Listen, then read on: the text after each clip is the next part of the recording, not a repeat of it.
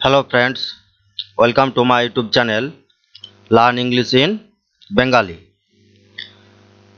আজকে আমরা স্প্লিটিং সম্বন্ধে জানব। এটা বিশেষ করে ক্লাস 11-12 এর ক্ষেত্রে বেশি প্রযোজ্য, তাদের সিলেবাস থেকে নেওয়া। স্প্লিট মানে হচ্ছে টুকরা টুকরা করা, অর্থাৎ একটি জটিল বাক্য অর্থাৎ কমপ্লেক্স সেন্টেন্সকে ছোট ছোট সিম্পল সেন্টেন্সে ভাগ করা। তো সিম্পল সেন্টেন্স করতে হবে, এখানে কতগুলো কমপ্লেক্স সেন্টেন্স দেওয়া আছে সেগুলোকে সিম্পল সেন্টেন্স করতে হবে। তো সিম্পল সেন্টেন্স করতে গেলে আমাদেরকে মনে রাখতে হবে যে সিম্পল সেন্টেন্সে একটি সাবজেক্ট থাকবে, একটি মূল ভাব থাকবে, তাছাড়া ইনফিনিটিভ ফর্ম, অ্যাপোজিশন, জিরান্ড, পার্টিসিপল এগুলো থাকতে পারে। তো আপনারা যদি আমার ইউটিউব চ্যানেলে নতুন এসে থাকেন তাহলে অবশ্যই চ্যানেলটিকে সাবস্ক্রাইব করে দেবেন, এবং ভিডিওটি যদি অবশেষে ভালো লেগে থাকে বা ইনফরমেটিভ মনে হয়ে থাকে তাহলে লাইক, কমেন্ট এবং শেয়ার করতে ভুলবেন না। তো যাক, মূল টপিকে আসা যাক। Split the following sentences into 2 or more simple ones. তাহলে এখানে নিচে কতগুলো সেন্টেন্স দেওয়া আছে, এগুলো সবগুলোই হয় কমপ্লেক্স অথবা কম্পাউন্ড সেন্টেন্সে দেওয়া আছে, সেগুলোকে সিম্পলে স্প্লিট করতে হবে অর্থাৎ ভাঙতে হবে ছোট ছোট করে। এক নম্বরে দেওয়া আছে কি, I found the window and sat in front of it staring into the day light that was darkness for me. তাহলে আই ফাউন্ড দ্য উইন্ডো, আমি জানালাটা খুঁজে পেলাম, অ্যান্ড স্যাট বসে পড়লাম, ইন ফ্রন্ট অফ ইট এবং জানালাটার সামনে বসে পড়লাম। ইন ফ্রন্ট অফ এটা মানে হচ্ছে সম্মুখে বা সামনে। স্টেয়ারিং মানে এক দৃষ্টিতে তাকিয়ে থাকা। Staring into the day light দিনের যে আলো, সে দিনের আলোর দিকে এক দৃষ্টিতে তাকিয়েছিলাম। তো দিনের আলোটা কি ছিল? That was darkness for me, যেটা আমার কাছে ছিল অন্ধকার। এ হচ্ছে একটা কমপ্লেক্স সেন্টেন্স, এটাকে এবার ছোট ছোট সিম্পল সেন্টেন্সে ভাঙতে হবে, সেটা দুটো হতে পারে বা তার বেশিও হতে পারে। আচ্ছা, এই বাক্য যেটা দেওয়া আছে এটা লক্ষ্য রাখতে হবে কোন টেন্সে দেওয়া আছে সেটাও লক্ষ্য রাখতে হবে। সবগুলো এখানে ফাউন্ড আছে, ভার্বের পাস্ট ফর্ম আছে, তারপর স্যাট এটাও ভার্বের পাস্ট ফর্ম আছে, আর স্টিয়ারিং এটা পার্টিসিপল করা আছে। আচ্ছা, এবার ছোট ছোট সিম্পল সেন্টেন্সে ভাঙলে কি দাঁড়াবে? তাহলে I found the window, I found the window, এটা একটা বাক্য হয়ে গেল। তার মানে এটা সিম্পল সেন্টেন্স হয়ে গেল, একটা সাবজেক্ট পাওয়া গেল আই, মূল ভাব পাওয়া গেল ফাউন্ড, আর দ্য উইন্ডো একটা অবজেক্টও পাওয়া গেল। তারপরে কি আছে যে and sat in front of it. তাহলে স্যাট এখানে কে বসলো, এখানে সাবজেক্টটা উজ্জ্বল আছে, তার মানে এই আই। তাহলে এখানে করা যেতে পারে কি, I sat in front of it, I sat in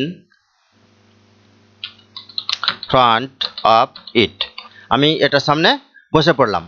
তারপরে আছে কি staring into the day light, দিনের আলোর দিকে তাকাচ্ছিলাম।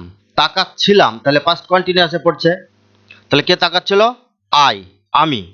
তাহলে এখানে কি হবে যে I was staring into the day light, I was staring into the day light, আমি দিনের আলোর দিকে তাকাচ্ছিলাম। এটা একটা বাক্য হয়ে গেল। তারপরে আছে that was darkness for me, এটা রিলেটিভ ক্লজ বা অ্যাডজেক্টিভ ক্লজ করা আছে। দ্যাট বলতে কোনটাকে বোঝাচ্ছে? Noun, the day light. তাহলে এটাকেও আরেকটা অংশে ভাগ করা যাবে কি, the day light was darkness for me, the day light was darkness for me. তাহলে এ হলো কতগুলো ছোট ছোট সিম্পল সেন্টেন্সে তাদেরকে ভাগ করা হলো। তাহলে প্রথমে পাওয়া গেল I found the window, I sat in front of it, I was staring into the day light was darkness for me. তারপর 2 নম্বরে কি আছে, they called their goodbyes and the train pulled out of the station. তারা তাদের বিদায় জানালো এবং ট্রেনটি স্টেশন ছেড়ে চলে গেল বা স্টেশন থেকে ছেড়ে দিল। এটা কম্পাউন্ড সেন্টেন্সে আছে, এটাকেও সিম্পল সেন্টেন্সে স্প্লিট করতে হবে, ভাঙতে হবে। তাহলে প্রথমে লেখা যাবে কি, এটাও আছে পাস্ট ইনডিফিনাইট টেন্সে, কল্ড ভার্বের পাস্ট ফর্ম করা আছে। তারপর এখানে পুলড আউট, এটাও পাস্ট ফর্ম করা আছে। তাহলে এটা দুটো সেন্টেন্সে সিম্পল সেন্টেন্সে ভাগ হবে। They called their goodbyes, they called their goodbyes, full stop, এটা একটা বাক্য হয়ে গেল। তারপরে কি, তার এখানে অ্যান্ড দিয়ে যুক্ত আছে, কম্পাউন্ড করা আছে। এই বাক্যটুকুর সাবজেক্ট পাওয়া যাচ্ছে কি, দ্য ট্রেন। তাহলে the train pulled out of the station, the train pulled out of the station, ট্রেনটি স্টেশন থেকে ছেড়ে দিল।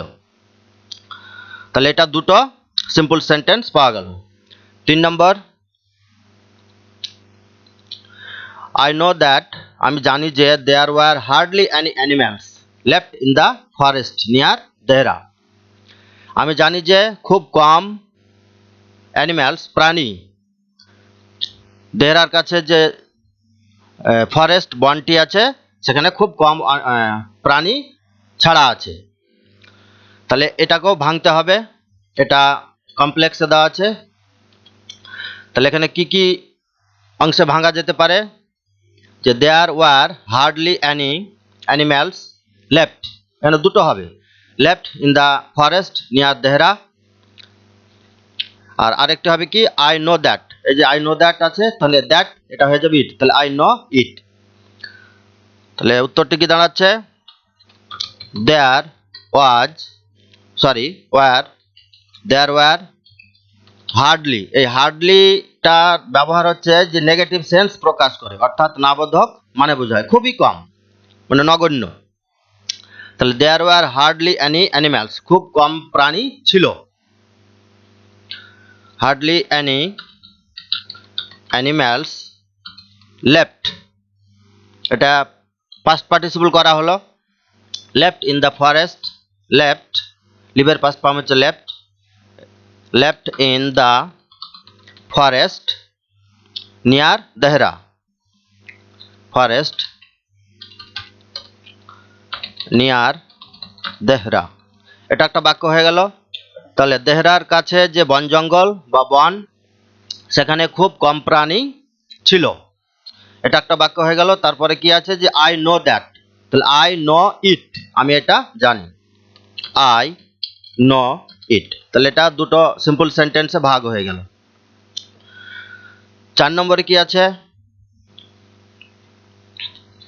I am tired of people telling me I have a pretty face, I am tired, আমি ক্লান্ত, কিসে ক্লান্ত, of people telling me, মানে জনগণ আমাকে বলছে, কি বলছে, যে I have a pretty face, আমার সুন্দর চেহারা আছে।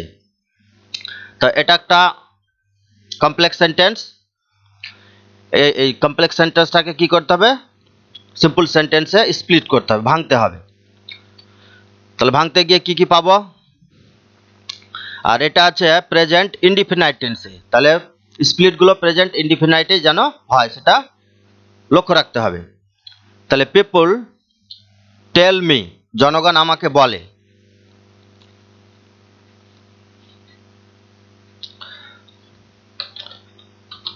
পিপল টেল মি, জনগণ আমাকে বলে। আচ্ছা, এবার কি বলছে, I have a pretty face, আমার সুন্দর চেহারা আছে। তাহলে পিপল টেল মি, এটা একটা স্প্লিট হয়ে গেল, ছোট সিম্পল সেন্টেন্স হয়ে গেল। তারপরে একটা হবে কি, I have a pretty face, I have a pretty face, আমার সুন্দর চেহারা আছে। তারপর আই অ্যাম টায়ার্ড অফ, তারপর এটা একটা বাক্য হবে, I am tired of it, it বলতে ইট এখানে বসাচ্ছি, আই অ্যাম টায়ার্ড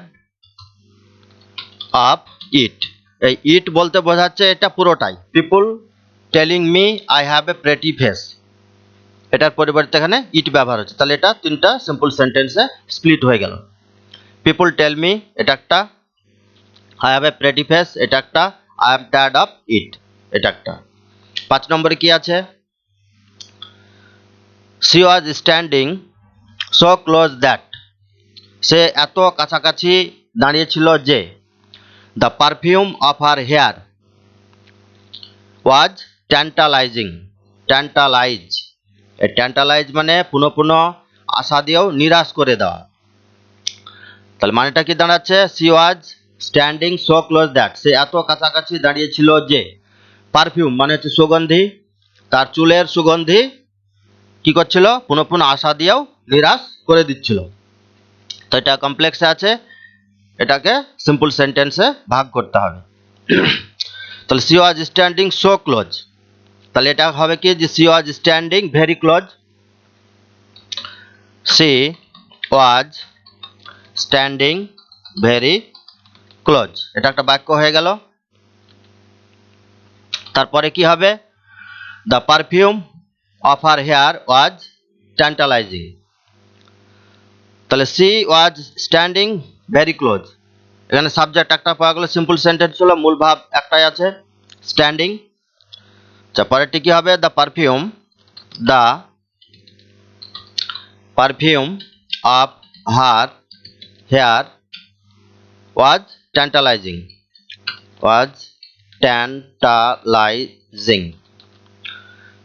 এখানেও লক্ষ্য রাখতে হবে যে টেন্সে কমপ্লেক্স সেন্টেন্স বা কম্পাউন্ড সেন্টেন্সে দেওয়া আছে স্প্লিট করার সময় সেই সমস্ত টেন্সেই যেন সেগুলো করা হয়। আচ্ছা, তারপরটি কি আছে 6 নম্বরে, a man getting into the compartment, একটা মানুষ কামরায় ঢুকছিল। তারপরে কি আছে, স্ট্যামার্ড অ্যান্ড অ্যাপোলজি, তাহলে a man getting into the compartment, একটা মানুষ কম্পার্টমেন্ট বা কামরায় ঢুকে, এটা প্রেজেন্ট পার্টিসিপল করা আছে, কি করলো, স্ট্যামার্ড, স্ট্যামার মানে হচ্ছে এড়িয়ে চলা, অ্যাভয়েড করা, অ্যান্ড অ্যাপোলজি, তাহলে কম্পার্টমেন্টে ঢোকাটা যে তার একটা অপরাধ, সেই ক্ষমা তাকে যে চাইতে হবে সেটা সে এড়িয়ে গেল। তা এখানে একটা ভার্ব পাওয়া গেল, তাহলে এটাকে একটা স্প্লিট করা হবে, আর গেটিং ইনটু এখানে একটা ভার্ব আছে, এটাকে একটি স্প্লিট করতে হবে। তাহলে স্প্লিট করলে কি দাঁড়াবে, আর পাস্ট কন্টিনিউয়াসে করতে হবে, a man getting into the compartment, এখানে যেহেতু পাস্ট ইনডিফিনাইট করা আছে, স্ট্যামারে পাস্ট ফর্ম করা আছে স্ট্যামার্ড, তাহলে the man was getting into the compartment, the man was getting into the compartment, এটা একটা বাক্য হয়ে গেল, মানুষটি কামরার মধ্যে ঢুকছিল বা ঢুকেছিল। তারপর কি হলো, স্ট্যামার্ড অ্যান্ড অ্যাপোলজি, সে তার অপরাধ এড়িয়ে গেল, মানে তাকে যে ক্ষমা চাইতে হবে না বলে ঢুকে গেল, সেটা সে এড়িয়ে গেল। তাহলে এখানে কি দেব, হি স্ট্যামার্ড অ্যান্ড অ্যাপোলজি, হি বলতে কে, দ্য ম্যান, এই মানুষটিকে বোঝাচ্ছে নির্দিষ্ট করে, তাহলে হি স্ট্যামার্ড অ্যান্ড অ্যাপোলজি, সে ক্ষমা বা অপরাধ এড়িয়ে গেল। তো আজকের ক্লাস এ পর্যন্তই। ভিডিওটি যদি আবারও শেষে একবার অনুরোধ করছি, ভিডিওটি যদি ভালো লেগে থাকে বা আপনাদের দরকারি বা ছাত্রছাত্রীদের কাজে লাগবে মনে হচ্ছে, তাহলে অবশ্যই চ্যানেলটিকে সাবস্ক্রাইব, লাইক, কমেন্ট, শেয়ার করতে ভুলবেন না। Thank you so much for watching my video. Have a nice day, take care, by.